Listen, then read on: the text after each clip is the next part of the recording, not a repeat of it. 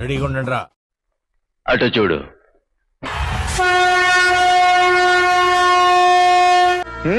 ఇవన్నీ వినడానికి బాగుంటాయి కానీ ప్రాక్టికల్ గా వర్కౌట్ అవ్వవు. చూశాను కదా.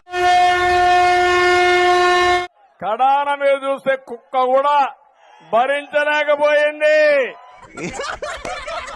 ప్రజలు నిజాన్ని తెలుసుకోవాలి. అది చూడండి. అది ఫేక్. మీ ఊళ్ళో తెలివితేటలు ఇక్కడ వాడకు.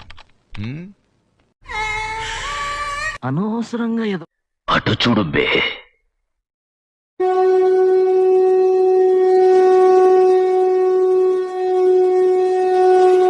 అది ఫేక్.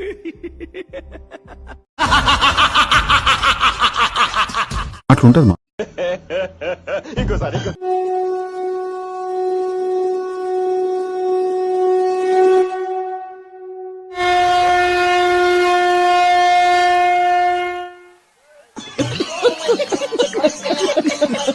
సరిపోయారు ఇద్దరును. సాగుతుంది మీకు అలాగా.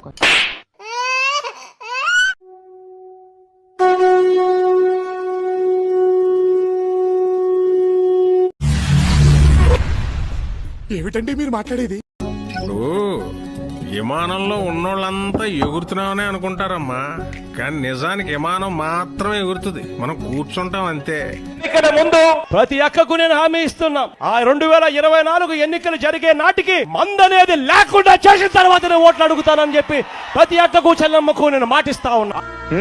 ఇవన్నీ వినడానికి బాగుంటాయి కానీ ప్రాక్టికల్ గా వర్కౌట్ అవ్వవు. చూశాను. అలా నిలబెట్టుకోలేకపోతే వచ్చే ఎన్నికల్లో శాశ్వతంగా రాష్ట్రం వైపు కన్నులెత్తి కూడా చూడకుండా తీర్పు ఇవ్వండి అని చెప్పి మిమ్మల్ని అందరినీ కూడా సవినయంగా కోరుతా ఉన్నా. మనకు కావాల్సింది కూడా అదేలేమ్మా.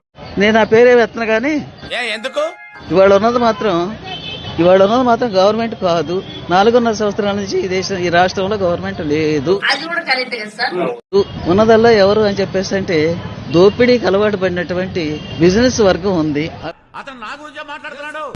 కరెక్ట్, ఇది కరెక్ట్ గా చెప్పేవయ్యా. ఆ బిజినెస్ వర్గమే వాడు మనం ప్రజాప్రతినిధులు అనుకుంటున్నాం. అందువల్ల వాడికి ఏ రకమైనటువంటి ప్రజలను పరిపాలించే అర్హత లేదు. భయపెడతాం మా రాజకీయం అంతే. అన్ని సంక్షేమ పథకాలు ఇస్తున్నాను అంతా అంటున్నారు. ఎవరు సంబంధించిస్తున్నాడు? మనకేగా. అంటే అది 20 రూపాయలు చింతపండు 200 అయ్యింది.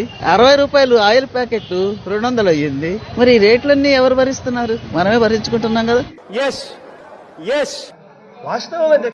మనకు రాబడేది మరి రాబడి మార్గం లేదు. మార్గాలన్నీ మూసేశారు. ఇసుకతో సగా బొక్కుతున్నారు. ఇసుక తింటున్నారు, ఇటుక తింటున్నారు, కంకర తింటున్నారు, కొండల కొట్టు తింటున్నారు.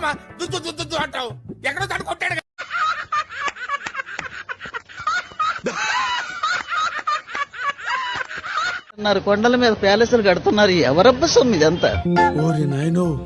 వీడు ఈ టైప్ లో తగిలాడేంటి? ప్రకృతి సంపద ప్రజల సంపద అయ్యా. ప్రకృతి సంపదను ఆ రకంగా దోసుకొని తింటా ఉంటే నిన్ను చూస్తే కోట్లు అవినీతి లేనివాడి వాడు ఒక్కడు కూడా లేడు. పాలక వర్గంలో ఉన్నవాళ్ళు దోసుకొని వాళ్ళు. నువ్వు చెల్లవు అని చెప్తా ఉంటే చెల్లేవాళ్ళు ఎవరు అక్కడ? నువ్వు వేసే యాశాలకి చేసే పనులకైనా సంబంధం ఉందేంట్రా?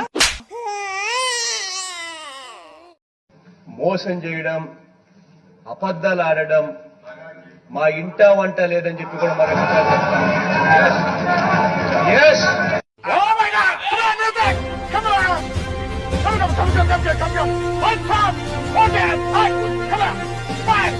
ఆలోచించండి, ఆలోచించి ఓటు వేయండి.